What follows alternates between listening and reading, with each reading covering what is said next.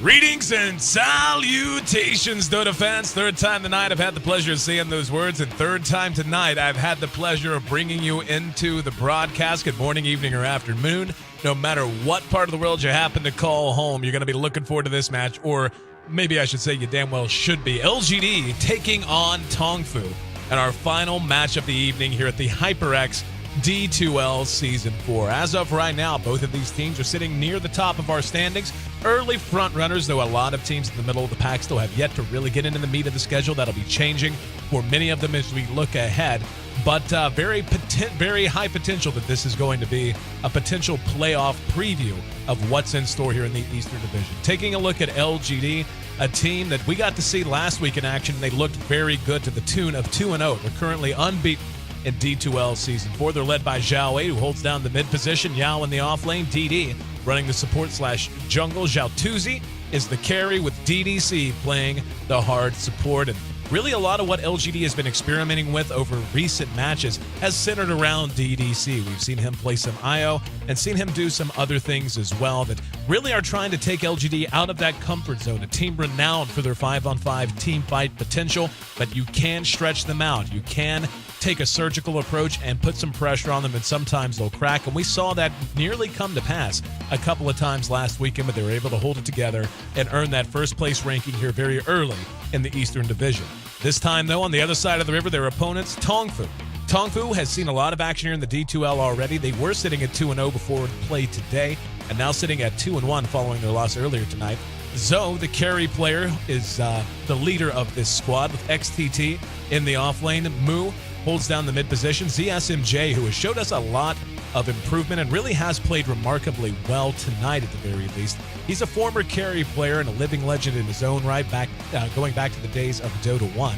But just trying to carve out his own niche now in that support position and really making a lot of progress in doing so. Then Song Shang, very much a feast and famine kind of a player, which is really rare whenever you see a hard support kind of function that way. Usually supports die a bunch and get a kill or two here, but Song Shang, if there's been any criticism of him, it's that he does have off games and they do come up, and it is a detriment to the team. And in many ways, his play dictates the freedom and the flow of the rest of his team, all full of these talented players: XTT, Mu, Zoe, ZSMJ, and then, of course, Song Shang himself. I'm your host, Aaron A.C. Chambers, live on the floor here of our downtown San Francisco studio. The HyperX D2L continues to roll on, just about to put our first day of play here on our second weekend behind us with this series. Don't forget, we'll be back tomorrow starting at 6 p.m. Pacific Daylight Time. It'll be 9 p.m. Eastern Time. And then, of course, our European brothers and sisters will be kicking things off at 3 a.m. Many of you, by the way, welcome in. I know it's very early for those who are joining from Europe now, but very happy to have you as part of the broadcast and hope to have you as part of the broadcast tomorrow as well. I'll be joined by Ben Merlini-Wu, looking ahead to Game 1 of our last best of 3 of the day. Again, LGD and TongFu in a showdown for first place here early on at the HyperX D2L Season 4. Stick with us. We'll be right back with the draft.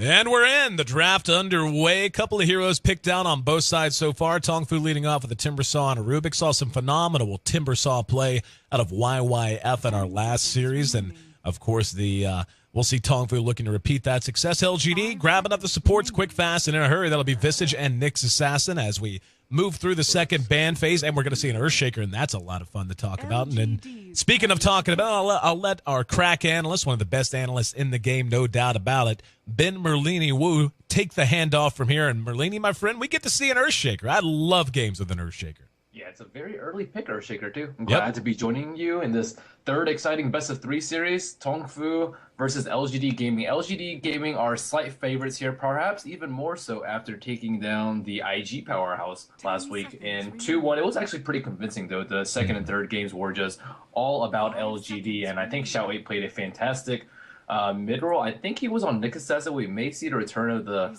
solo Nyx Assassin, and we already saw one earlier today, and I'm surprised that he's shifting away from the support.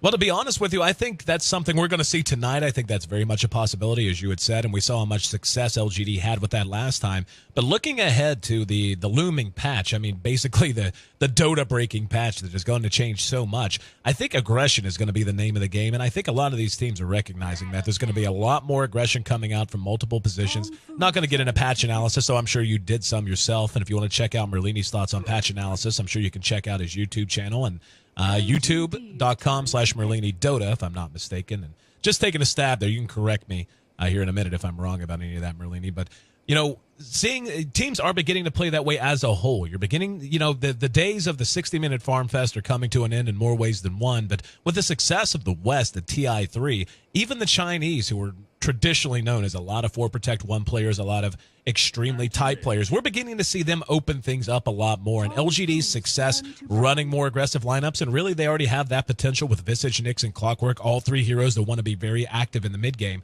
I think that's going to be leading the way and the way a lot of these teams adapt their play style. Yeah, I think adaptation is the name of the game, and I don't know how fast some of these teams are to react. Some of them are still stuck with just 6.78 playstyles, like a lot of focus on Lifestealer. If you notice, neither of these teams draft Lifestealer, and we see some of the lower tier teams just always pick that hero up. And I think that it is going to be very, very necessary for these teams to adapt to a more aggressive playstyle come patch 6.79. But that won't be hitting, at least not for this match, and probably not for tomorrow's matches either. LGD goes for a more, actually looks like 4 Protect 1 West anti-mage. At least that's what my suspicions are. Oh, it all depends. I mean, like you said, if that's a mid-Nyx assassin with Clockwork potentially in the offlane, Visage waiting to be joined by a support that'll be picked in 5th position, and it could, of course, be that support Nyx, well, then they'll just pick a mid coming up. But we've seen some aggressive anti-mage play of late. We saw LGD International run anti-mage to great effect with him coming to fights earlier on, and we saw it earlier tonight as well. TongFu, though, is going to have a very strong AoE team in a number of ways. Chakram from Timbersaw, Whirling Death, Earthshaker with his entire kit, and now even more with the Eclipse of Luna with the damage bonus that comes from Lunar Blessing, and of course, just from Glaives and so on and so forth to go with the splash damage that kicks in for Dragon Knight starting at level 11. TongFu, even though they, you know, it's not what you would think of as a typical AoE team when you usually think of like a Magnus or a Tidehunter and all that, but if they're able to isolate and win the positioning war against LGD, the amount of damage they're going to be able to pour out in a huge area is just going to be off the charts. Yeah, TongFu with his Earthshaker pick is very, very interesting that they picked it up so early. I think it was before the Clockwork pick, if I'm not mistaken. Maybe it was right after. But if Clockwork initiates and Earthshaker is not the one to be initiated on, he can completely block the team off, and they can just isolate and kill the Clockwork. So I think it's a decent pickup. The problem is if he gets hookshotted himself, he is just absolutely screwed. If he's the lone target, Battery Salt alone will prevent him from casting anything but Echo Slam, and he does have heavy reliance on magical damage, which Anti-Mage is the king of surviving. But they do have very long disables with that Fissure, Enchant plus Echo Slam plus Average plus the Dragon Tail on a 9-second cooldown. They have plenty of things to keep Anti-Mage in place, but LGD going back to the 6.78 roots with Magnus, or pre-TI3, like way before, with the anti-mage Magnus. This combo was so popular back in the day. Yeah, and, you know, when I see that Magnus pickup, I was really hoping we were going to see a mid-Nyx and they were going to show us maybe some kind of really strong roaming support that they could put with him or something creative. This does very much have that feel of a 4 Protect 1, and Magnus does fit into that mold very, very well just because of how hard he is to crack. Like, if you're going to run a true 4 Protect 1 where you're really doing nothing but just trying to secure your side of the map and play tower defense for as long as you possibly can, Magnus, one of the best heroes in the game, even though he has fallen out of favor with a number of teams and all across all regions, East and West. But we'll see how they want to do this. I mean, I'm really interested to see how the Anti-Mage is going to choose the build. Are they going to build him in a way that'll allow them to do some creative things? They still do have that Nyx assassin, so you don't draft a Nyx to sit passively. If you were going to do that, you would just get a support that has more lockdown. Keep the light. Yeah, exactly. Exactly. So we'll see. TongFu is moving a bunch into the jungle now, and it looks like Rabbit will be the one to spot that out. They get down the central. 4 Sentry Wards on Earthshaker too. Playing very aggressive with the warding now.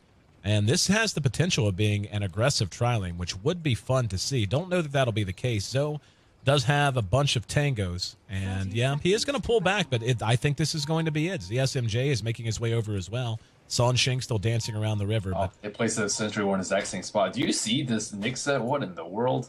Yeah, I got to admit, I'm not sure who made it. Chances are whoever made this set, I know them because we met them all at TI3. I don't like it. I personally don't like it either. I'm sorry, whoever it is, if it's whichever one of you it is. I'm sure you make other awesome stuff. I just don't like that set. I like the old. Do you like this courier, this Arnabus the Fairy Rabbit? I don't think I've seen old Barney yet. He looks pretty freaking adorable. I would say that if I'm ever able to get the girlfriend into playing Dota, that will be the courier she wants. I have almost no doubt.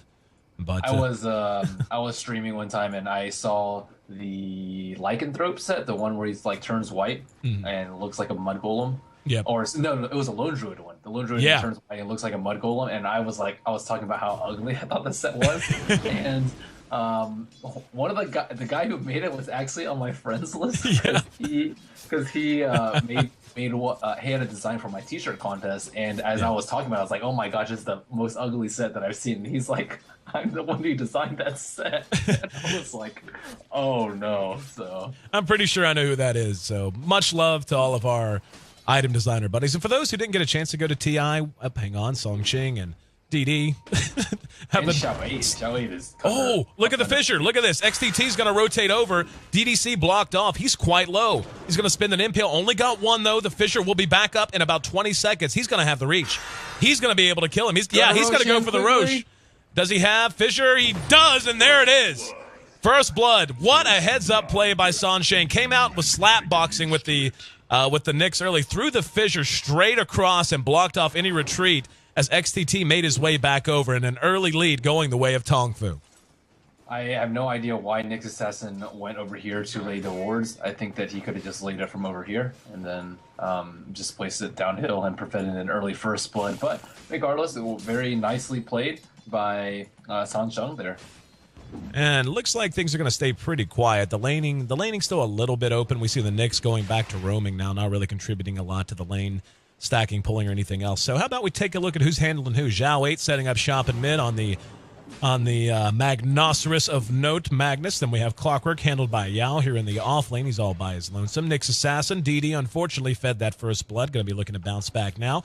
DDC playing on Visage and got here just in time to see a little bit of a engagement onto Timber. Don't think they're going to be able to do much, but knock him down to about half. Just heard a fissure, and they're doing the fissure pull. Okay, Merlene, what do you think of this? You think this is the kind of thing that's going to get nerfed or patched out of the game, or you think this is legit? I think it should be patched out. I think Ancient Pulling's a little bit too strong. I actually remember when you could just pull from here to here, and the leash range was just so long that you could do it, and that was patched out fairly quickly. There was also this cliff also used to not exist right here, and you could just cut down the trees and then drag them into the mid lane. And that was patched out pretty quickly too. But I mean, the thing is, it's been around for like quite some time now. This isn't anything new by any means, but I think it is very, very strong to say the least. I'm actually pretty okay with it. I mean, Earthshaker's one of those heroes who's fairly situational to begin with. Sansheng, he made die here. He's taking a lot of damage. XTT's there to try and help, but he actually got in the way. Now trying to do some body blocking. One blink and he's dead.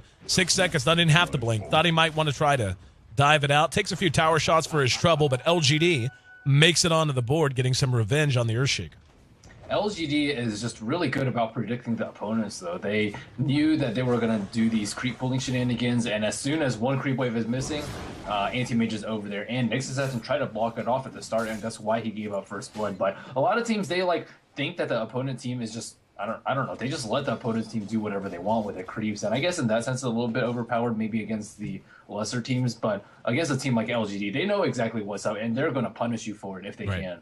And and that's kind of how I feel about it. I mean, yes, you're blocking the creeps, but it's your own creeps you're blocking. So it's not as if you're getting experience from it. We can see the Shaker at level 2.5 right now, and going to be slow up the old level tree. And he's a situational hero to begin with, and I feel like it's just why have an ability like that has the ability to cut off parts of the map if you're not going to be free to discover ways to abuse it? So personally, I really hope it stays in. I think it's something that adds an extra dimension to the game, and anything that makes the game a little bit more complex and nuanced is something always good for me. Didn't get to finish running through the lineups, though. XTT on that Timber Saw, as we saw. DK handled by Moo in mid, and Sansheng playing on the Shakers had a couple of good plays, a couple of bad plays, nonetheless 1-1 in a fairly quiet early game. We're almost 5 minutes in and only 2 kills on the board.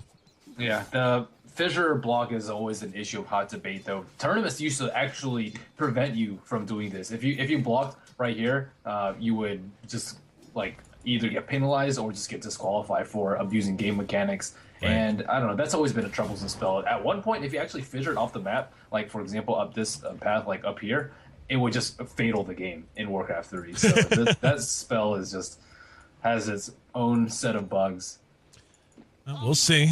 Ice Frog knows all and shall determine the fate of all. I know that there's at least one major tournament that currently bans it. I remember reading a post about it. I can't remember which one it is. So personally, though, I'm okay with it. D2L's okay with it. Do your thing, Songcheng. You're not going to make us angry. 5 minutes in, top of the CS board, dominated as of right now by TongFu. We've got Luna sitting at the top with 35 CS. DK in mid is got 28.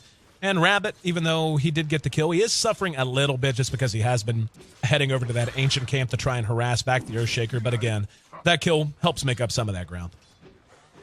I wonder if we're going to see some like cool creep pools. Like in the next patch, if dragons can actually fly, you can like cut down the trees to the right of them over in this area, and then like maybe pull them to lane if you're Radiant with like a power shot. That would be pretty cool. Oh yeah, I love stuff like that. Anything that makes the game a little bit more chaotic, a little bit more unpredictable. Like, you know, the RNG debate. Does RNG even have a place? Oh, this is bad luck for Moo.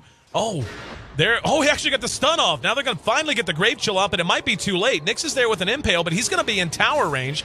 Here comes a TP and a 100% misspent RP, and DDC he just flat out misplayed it. He was in range to hit that Grape Chill as soon as he saw him in the river, waited way too long, and now ends up being a wasted RP and a lot of wasted time for these supports on LGD. A rare misstep there. Yeah, Xiao 8 is actually, I think, not the best mag player on the team. I think Yao is actually a far better mag, and it's similar to like Dendi. It's not like Dendi or Xiao 8's a bad mid player at all. It's just like this one particular hero with Magnus. It's like a little bit different play style than the other ones. You don't farm Arcane Blink on many other mid heroes besides Magnus, and they just seem to be just slightly lackluster on it compared to other heroes. I think he could have just RP'd during Grave Chill, like. RP has a bigger range than Dragon Tail, so he could just RP and then drag them over here, and they could have probably taken him down with the assistance of the tower, and it would have been too far away for his teammates to help him with the TP. But Mu is still really tanky, though. He almost has 1,000 HP, and he had Magic Stick charges. It's going to be pretty difficult to burst him down RP or not, and with that nerf to RP, it just makes it that much more difficult. Absolutely, and really looking forward to seeing the state of mid following the upcoming patch. And you know, it's not an original thought at all, but I do think we are going to see the return of some what are considered support, pure support heroes now that we used to see in mid from time to time. I really like the idea of a mid Rubik with his buffs and the changes going in. And it's going to be interesting to see what place heroes like Magnus have. I still feel like Mag is very, very strong at what he does. I mean, in terms of just pure AoE initiation, arguably there aren't any better. I mean, Tide's AoE is bigger, sure, but it doesn't work through BKB, so on and so forth. But I do love the Mag. Mag's one of my favorite heroes to play, and still love watching him play in mid and watching any game with a Mag in it, because at any point he can just drop the hammer and change a game. DD picked up a DD on bottom. Sunshine was trying to go there to contest them. So this 2-1-2 lane it's not like working out poorly for TongFu. It's not working out extremely well for them. They're 1,500 ahead in gold right now. Luna being by far the top farm in this game with 61. So it looks like he's just going to Tranquil Drums. No PKB rush for him, even though the opponent team has heavy magical damage. I think he should pick one up later in the game, but it looks like he just wants to apply pressure to this tower. This tower is not even that low, though. Still sitting around 900 HP. Wow, RP spent, and DD's there. A little bit of a misplay there by Moo, who got way too far out. The TP's there, and one soul assumption secures DDC the kill. Second time they tried to gank that mid lane, and that time it worked. Make it 2-1. LGD taking the lead up at top. We haven't talked a whole lot about Zoe and ZSMJ. They've just been kind of doing their own thing while Clock's soaked experience. Clock is level 6, so he actually is coming out of this off lane quite good. But a lot of damage being done to the tower, and if they want to keep it up, they're going to have to dedicate some more personnel. ZSMJ rotated bottom to try and stop the very, very aggressive play from Rabbit. Rabbit playing behind the T1 tower, and just harassing people, burn most of Sansheng's mana as well as the Timber Saw. But he can just blink out. ZSMJ is trying to get his level 6 though. He's very close to it. So he is just 10 and 5 in terms of CS. I think that's actually a little bit low if he's been pulling the whole time. But regardless, he needs that level 6 as soon as possible. Comparing him to the other supports, Nixus hasn't just at level 5. This is just at level 5 too. So looks like most of the supports are around the same level except for Earthshaker sitting at a measly level 3. He has rotated top. He didn't actually TP with full HP, though. He's missing about 90 HP there. And see, this is exactly why I don't mind the whole creep blocking mechanic, because if you were doing it in some way that guaranteed you XP, I mean, yeah, eventually, if you do it enough, you'll end up killing an ancient stack. But he is so under-leveled right now compared to what he could be doing elsewhere. Yao is in a lot of trouble. Zoe has night vision. I think he can see into here, and they're going to hunt him down. There's the stun. And Yao throws the cogs down, had to TP, but knew not worth doing.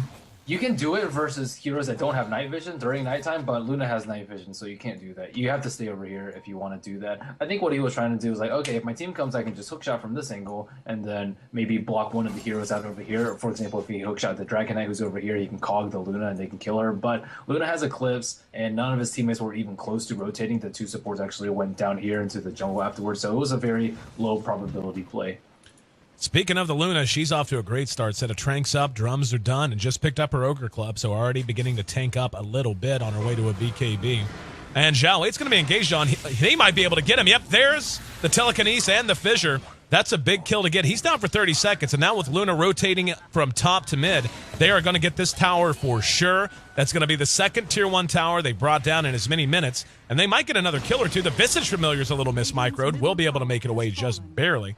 But 3-2, TongFu taking a couple of towers. They're leading in kills, and checking at the gold graph, they have built themselves a considerable lead right now in gold for this time of the game. Only 11 minutes and 15 seconds in, and they're already just about 4,000 gold ahead. They experience a much closer affair, but again, that's with a very, very under-leveled Earthshaker. The gold really is going to make a difference because this is a team that really is kind of item-dependent. Oh, they're going for Rabbit right now. Do they have enough lockdown for him? Oh, nope. No vision up the hill. Looks like he will be able to get away, and that was a waste of smoke. I like the way TongFu is using Luna. We've talked a lot about how teams don't actually utilize their carry hero to their full potential. For example, the Ursa Bear that just farmed for 30 minutes. We've seen that on multiple occasions, not just making fun of Black, but Zoe, on the other hand, he has his trinkles, he has his drums, and then he just goes straight to pushing down towers. Already pressure down a top T1, then mid T1 that are on their way to bottom right now. That's the strength of Luna. Early game pushing power with Lunar Blessing. Absolutely. And just teams don't seem to capitalize on the strengths of their heroes and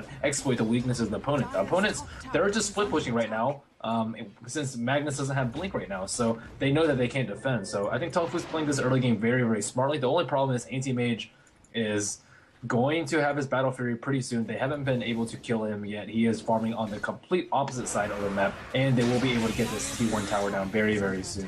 You know, a secondary factor to consider that allows them, TongFu, to play this kind of a game. You know, they're already beginning to roam and just take towers across the map, and now they're going to head up to top to try to defend. Luna. Yep. 3 TPs. And, yep, let's see. Doesn't look like they're too interested in pursuing out. But one thing I really like about their lineup when I look at it, this is a very hard team to pursue and a team that can do a lot to run you down. Having the Timber Saw with Timber Chain, the bonus move speed that comes from Dragon Knight, Luna is, of course, starting at level 1, one of the fastest heroes in the entire game, and she tends to build speed-oriented items like drums and like a Manta and so on and so forth. This is a team that TongFu has assembled that, yeah, you've got kind of some dead weight a little bit, Earthshaker and so on. But for the most part, they can run you down if you get out of position, and they can avoid being punished for taking risks like we've seen them do, just rotating from lane to lane and doing so very quickly and efficiently. ZSMJ has picked up a Shockwave. That's a pretty good steal. Unfortunately, it is almost down. Looks like TongFu is just wrecking those ancient or those neutrals. They actually haven't stacked ancients. They could definitely do it with Luna and or Dragon Knight once he hits level 11. So they definitely should be looking into that if they want to increase their farm. Looks like they kind of want to push, but it's super scary pushing against a mag at any point in the game. If he doesn't have Blink, you can just skewer in most of the time, especially if you follow up after a Vendetta from Nyx Assassin. Looks like they're going to use another smoke again. Are they going to be able to find anyone in mid? Yao looks like he's going to be the target, but Yao dying is not a big deal. Oh, there goes a smoke pop. They scout out ZSMJ. He can cog up the hill. There we go. There's the telekinesis. Cogs down. Chakrams there. And like you said, not the biggest deal for them to lose that clock. Might allow them to try and make something else happen. In the meantime, we see a little split push out of Rabbit. Rabbit is just, very close. He thinks out the ward. He knows that ZSMJ had vision on top of the hill because he cogged up the hill. Usually you'd be safe, but with his observer ward being able to scout him out, he was able to bring him outside of the cogs and down the hill. And they can just be aware of that. I don't think they're going to Sentry yet. Looks like it's about 3 minutes left. They don't know that though. Xiao better TP out. Xiao will make it. They actually dedicated a lot to that, sending 4 up. And in the meantime, though, TongFu goes back to farming. We'll take another look at our gold graph as we approach 15 minutes now. It has leveled off some, so at the very least, LGD has stopped the bleeding. Still a festering wound, though. 5,000 gold, roughly. How bad? The experience is still in favor of LGD, but I'll tell you what we haven't seen so far, but we're going to see soon now that Xiao 8 has his Blink Dagger, is just how good they are in pure 5-on-5. And just buying time for the Anti-Mage is actually going to be 4-on-5 for the most part. Yep, 4 protect 1. Here it goes with the smoke. Are they going to kill Luna right now? There are their teams behind her right now. Can they actually kill her fast enough? That is going to be the big question. Here's the blink and beautifully aimed skewer. Here comes some help to get the Eclipse off. Zoe will end up dropping. No RP spent. There's a fissure coming out, but not a whole lot more they can do than that. And just no way. It actually came too. I'm not sure why he came. He didn't need to. That's kind of bizarre, actually. That's like you said, just not. Yeah, he is going to be finishing his Battle Fury, so he can just go into the jungle and do what any mages do. But for right now, I mean, this is what LGD does and what they do very, very well. Yep. I actually thought that they were a little bit late in this pursuing the 5-man, but they were definitely just waiting for the blink on Magnus. Actually, the tides have turned. It's usually TongFu. Oh, I see Cogs. Oh, nice. Bringing Xiao 8 back in, he will skewer out and make it away safely. Looked like TongFu was going to be able to punish him there, but Xiao 8 does make it away. Still has RP available if they decide to push off of this. Now, this is where the game gets interesting if you're TongFu. It's so hard this early on before your Luna is really fat, before she has her BKB, which she will have before too terribly long, but you want to be punishing the fact that Anti-Mage can't really come to fight. I just heard it. There it is. I was going to say I just heard the hook. Boo will be able to get away thanks to a Dragon Tail. He missed the hook shot on the hero. He actually hit a creep instead. But had he hit the hero, he would have just been able to cog him, and then Xiao Wei could have just blinked and skewered, and he would have been stunned, so he couldn't have Dragon Tailed, and it probably would have yielded kills. So many missed hooks by hook shots by Clockworks today. Yep, have seen some sketchy clock play. There's an RP spin on XTT. Oh, he got it. He got RP. Don't know that he'll use it. He might, though. There it is. Gotta steal it. Turn it around. Rabbit's there to try to help, but TongFu's on the warpath. Luna has made her presence felt, and Yao can do nothing but drop the cogs and try to run away. Great Rubik play. That was just astounding Rubik play. He actually telekinesis the Magnus as he was skewering away and then lifted him into an RP. Like ZSMJ, what a phenomenal play right there. The timing of all the things that he did right there, and to be able to anticipate it and be there as Timbersaw is gone on was just incredible. And remember, that's a former carry player who is really... People have been wondering how he would adjust to the support. I mean, obviously, if you're good at Dota, you're good at Dota, but still learning to play that role. And he really, so far here in D2L Season 4, has really played well. I can't think of a game he's had where he's been weak. 2 BKBs come out at the same time, one belonging to Luna, one belonging to DK. Now, this is, in my mind, the sweet spot for them. They have a Rubik with RP. He's going to have it for at least a little bit longer. And now they've got Magic Immunity to allow them to just push down their throat if they can somehow dodge the next RP. Yeah, and I'm actually surprised that they actually picked a fight over here. They don't really need to pick fights right next to the opponent's T1. They just need to spread them thin around the map, make them waste their money on sentries, and just pick smarter fights. LGD is usually pretty good about doing this, but I guess they're being a little bit overzealous. AM just needs his farm. He has Battle Fury, he has Shreds, he has Vlads. This is a very farmy anti-mage that we're looking at. Tops the board in net worth. Already not quite 1,000 gold ahead of Luna, but getting there. And this is going to be a game where TongFu is going to want to really take him out of the game sooner rather than later. And we can see that now as they move into the Radiant side jungle. They're going to have a chance to catch at least one or two, perhaps. The Tier 1 bottom is gone. And if they're reading these movements right, they should have an idea of where they are. They're all going to TP away, including Rabbit, as he... Actually, yeah, he's waiting on his TP. Going to be a little while as Courier drops off of Vlad's. Now, this is a Vlad's build on the Anti-Mage, which I think indicates that LGD's on the same page we are. They know TongFu is going to be trying to close this out soon, and they're going to need his services much earlier than they might like in most cases.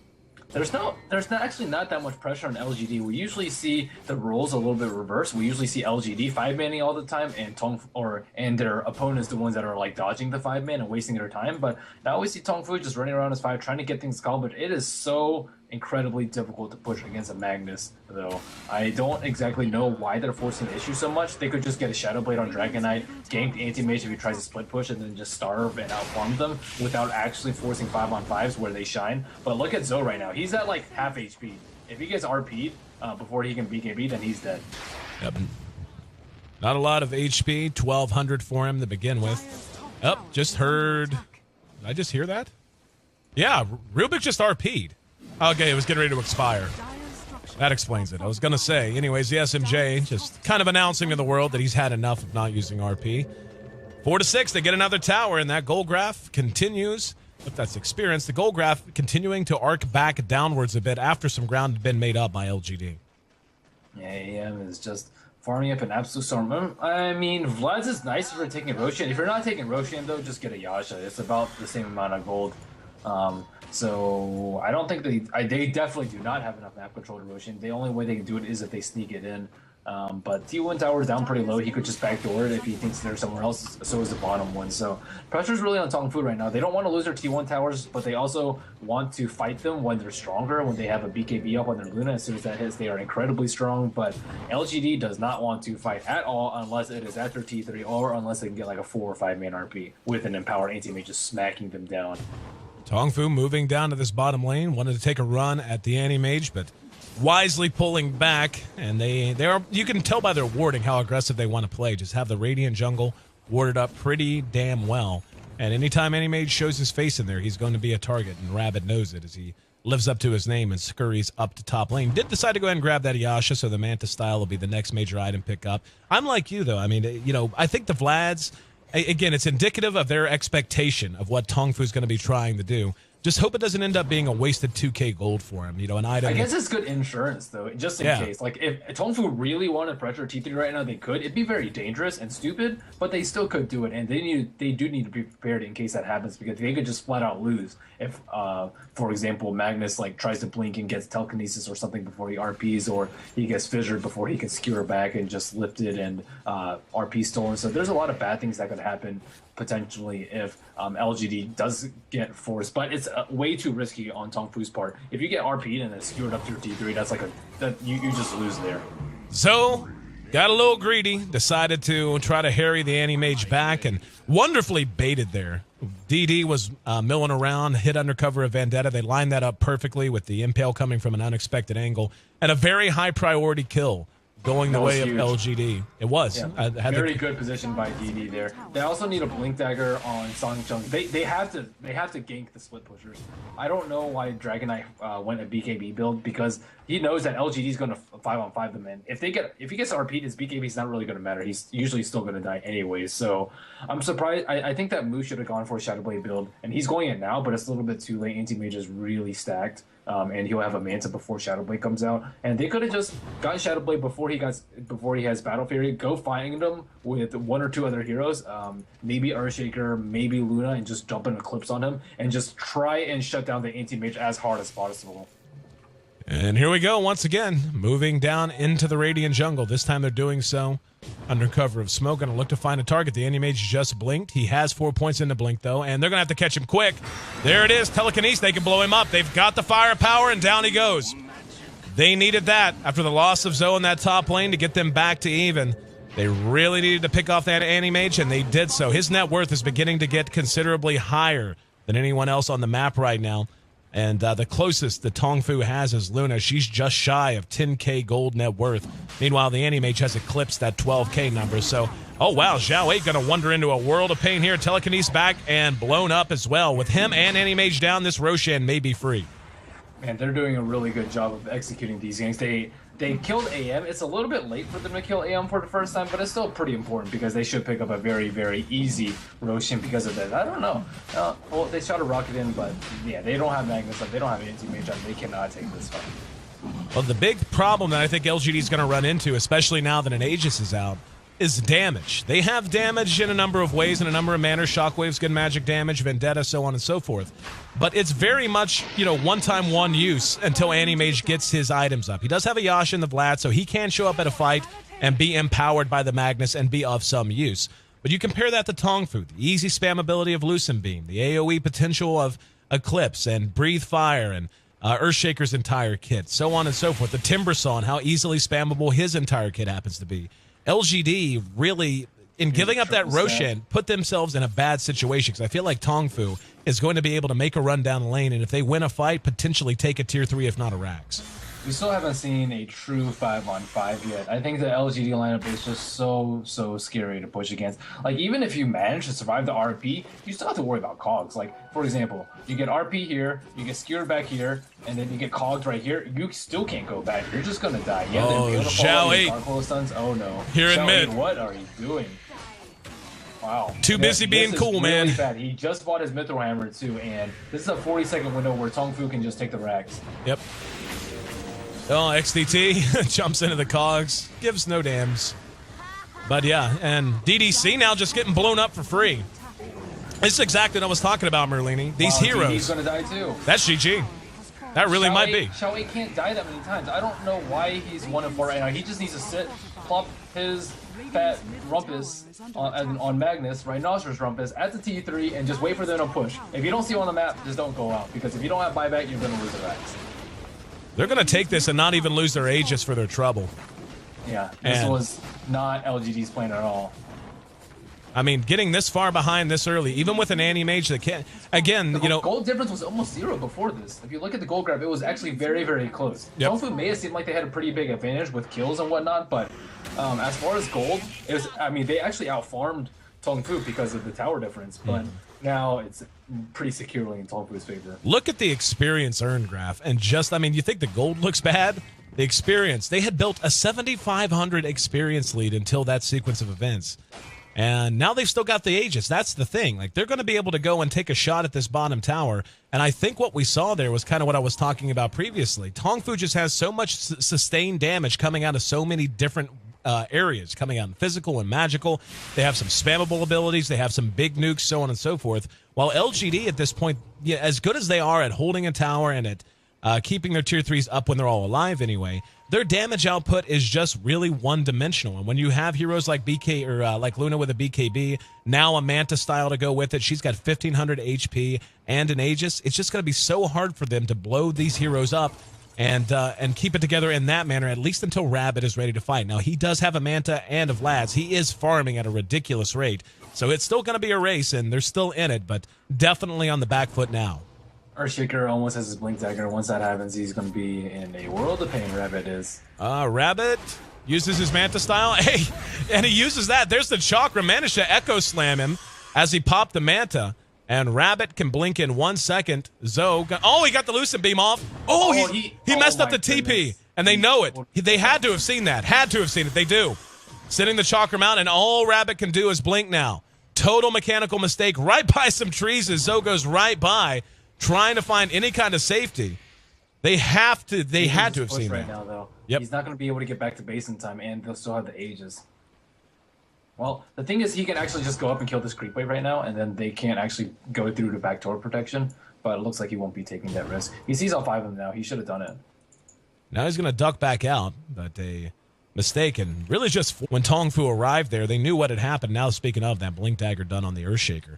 But just fortunate that TongFu checked the left instead of the right side of those woods. And because if he ended up dropping there, would have had buyback, but that would have set him back horrendously if he was forced to spend it. Now in mid, we're going to have Moo caught and spotted out. Pops the BKB. Rabbit's right on top of him. There's a DD. And, yep, DD picked up. Here we go. They might reinitiate off of this. Moo's going to take the lead. There's an earn charge used. And, nice catch on DDC. Can they follow it? Nope. Visage Familiars are there. There's going to be a Timber Chain trying to chase someone down. Actually shorted on the Chakram there a bit. DDC now the new target. Chakram off cooldown in just a few seconds. Uses the Grave Chill. Chakram's up. Nope. Unable to catch him with it. Misjudged it a bit. Another Timber Chain. They're going to go ahead and dive him. Nice fissure, blocks him in. XTT right there with him. Rest of the team able to catch up, and DDC does end up dropping. Down for 40 seconds now. Do they have the damage? Nope, not even with the DD, they can't do backdoor. In the meantime... That's exactly what they should be doing. Oh, ZSMJ is going to chase him down, though. Yep, there's the Manta style, and he telekinesed the wrong one. And managed to deny the tower, so LGD doing the best they can, but you just get the feeling that TongFu is just capitalizing in such a big way on a couple of mistakes LGD made. That's exactly what LGD should be doing, though. They should be sacrificing heroes like Mixus and Clockwork or Visage when TongFu roams around and fight. You send your Familiars out, you send your Rocket Flare out, you send your Nyx out with Vendetta, you just try and find where they are. TongFu has just been 5-manning like almost the whole entire game, and if they trade a measly support kill while Magnus gets his BKB and Anti-Mage gets his Butterfly or whatever he's going next, then that's a big win for them. But if they get Anti-Mage or Magnus, the 5-man is totally worth it. Looks like DD will scout out Zoe, but looking at the Aegis, expires in about 10 seconds. There's the SMJ ready to bail him out. Zoe very low. He actually got clapped by the Ursa, and now the SMJ, and Zoe very low health. Nice fissure. Pulls the wedge, nowhere DDC or DD can go. XTT's going to be there to help out as well, so the gank attempt not panning out the way he wanted. Came very close to getting another high priority kill. Make it 14-5. Roche is going to be back up in a few minutes, and I think that's just the game that TongFu might be willing to play now. The Anti-Mage is getting fairly big, though. He's got 4,000 gold in his bank. Yeah, I think fairly big is a little bit of an understatement. They're 5-manning bottom right now. They actually don't have a ward. Are they going to be able to catch him out? They have the Blink Dagger on Earthshaker. Can they do it? Blink, yes, don't. There it is. Dead. Oh, no. There it is. There's the fissure to lock him down. Telekinesis there. Chakram's there as well. Big kill going the way of TongFu. One they really need. Was going to say, I think the game they might want to play is waiting out this Roshan, just trying to take another Aegis, then taking a true crack at the tier 3s. Anytime they can kill that Anti-Mage, that right there especially a huge one. That's a really silly move by Rabbit there. More experienced carry like Burning would never have died there. He would have manted out, sent his images over here, blink over here. If anyone comes out and then just TP, that's the ideal play. And Rabbit is a little bit more inexperienced than a lot of the other carry players. Here we go. Tier 2 bottom, the one of two remaining outer tier towers for LGD. TongFu takes it down uncontested. Are they going to push through? Looks like they're thinking about it, trying to force at least a reaction out of LGD. We'll see how committed they are to this. Manta, used by Zoe. Yeah, they're going to go up and force the glyph at the very least. Still not sure if they're going to want to hang around the entire time. And there's a telekinesis on the Magnus. BKBs go up, and here they go. Can they get in? They do. Zhao 8's down. Down for 54 seconds, and with no counter initiation, this is going to be the second set of racks dropped by TongFu. ZSMJ has been playing an absolute beast support all night. Saw him in action earlier. He played phenomenal, and now he's going to get DD. DD cleaned up after another nice telekinesis. Rabbit wants to engage. Will get off the mana void on a low Zoe, and is actually going to pursue this out. There's a soul assumption on the Zoe. Rabbit did get one kill. Now charging back out. He will be stunned out. Now DK showing his force. And a nice telekinesis. Expertly timed. Down he goes. DDC. One of only two remaining. He and Yao. And he will be caught by the Chakram, but doesn't look like they're that interested. MVP for this match, for sure. Player of the night, man. He played so well in the first series, too. And he has just gone berserk. And I think anyone who wondered if he would settle into this support position after playing a carry for so long, I'm pretty sure he's doing all right. He's pretty comfy. Yeah, what a ridiculous player right there. The telekinesis came like right as soon as he got out of the stun lock. He had to blink initiate on Magnus, even though Magnus has a BKB, and he also picked up DD on the Nyx Assassin for the kill. So he pretty much just killed 3 heroes there. And I mean, he has blink with the spell stealing Anti-Mage, so it makes things a little bit easier for him. But I mean, in the mid play, when he was saved that Timber Saw and counter RP, there was no blink there. Bloodstone done on our Timber Saw as well, and the Assault Cure is done on Moo, and now he doesn't have to worry about spell stealing the blink because he's got a dagger of his own to go with a Ghost Scepter and a 4-staff ZSMJ. Again, if you missed his first series tonight, you need to go back and watch that too. He played phenomenally and really just putting on the show here in the HyperX D2L season number 4. We're coming up on 34 minutes into the game. Roche coming back up in 30 seconds, and we saw right there just why 4 Protect 1 strategies did fall out of favor for a while. I mean, Yes, he's farmed. And like you said, that's kind of an understatement. He's sitting at 17K despite a few silly deaths and despite the fact that he and his team have been playing on the back foot for a while. But there's just too much. Whenever the enemy team can blow up your supporting cast. Smoke. They're actually going to contest this Roshan. This could be a big turning point in the game. LGD is down by about 10,000 gold and 2 Rexes, but when you have an anti-mage and Magnus on your team, anything can happen. One big RP can secure Roshan for them and then just completely turn the game around. They still have the T2 up on the top side too, so not all is lost. Looks like they're going to give it up. Interesting. Yeah, they're just going to rush down mid and force a reaction that way, it seems. Are they going to try to out-damage a backdoor protection? Xiaowei needs big RPs, though. He's 1-5-2 right now. He's died way too many times. His second or third death definitely cost them the racks in the middle.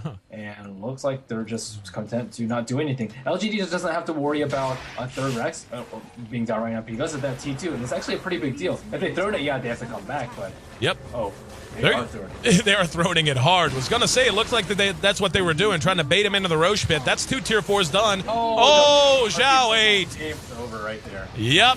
Whiffing on it, and Rabbit doing what he can, but it doesn't matter. BKBs are up all over the place. Nice Fish are going to catch a couple.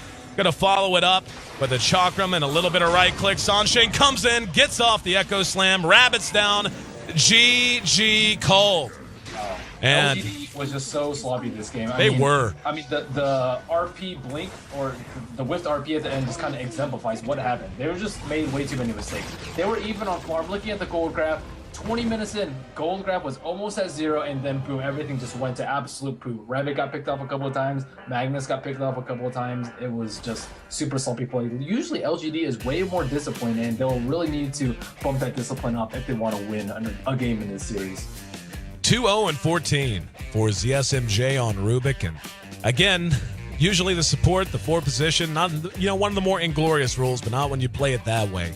He has been magnificent all night. He's going to look to carry that momentum into Game 2. LGD, well, I'm pretty sure I didn't check the percentages. I didn't hear you mention them, Merlina. Usually you. It's about 65-30, I believe. Or 65-35? 69-30 in favor of LGD. Yeah, I was going to say, I'm sure they're coming in the favorites, but TongFu looking damn good here in Game 1. Going to look to roll this up into a 2-0 win. Put themselves on top and deal LGD their first loss here in the D2L Eastern Division. LGD, though, they like the way perfect sounds. They're going to have to win 2 games in a row to keep their record spotless. 35 minutes, 24 seconds, the official game time. 8-21 as TongFu just runs over LGD just short of the 36-minute mark. I'm your host here in AC Chambers, live here on the floor of our studio in downtown San Francisco. Again, our third and final best of 3 of the night, or morning if you happen to be in Europe and so forth. But still got at least one more game. Could be our last game unless TongFu drops the ball and LGD is able to force them to go the distance. We'll find out which team's up to the task. By the way, make sure you check out D2L.GG. We've got a whole lot of cool features on D2L.GG. Haven't really mentioned them, and we actually meant to. Me and Conrad just kind of dropped the ball ourselves on that one a little bit. But you need to head over there. Check out our VOD system. They are cut into individual games now as opposed to how we did it last season. Tons of info, tons of really cool functionality split into East and West divisions. So, yeah, head over to D2L.GG if you haven't had a chance to do so yet.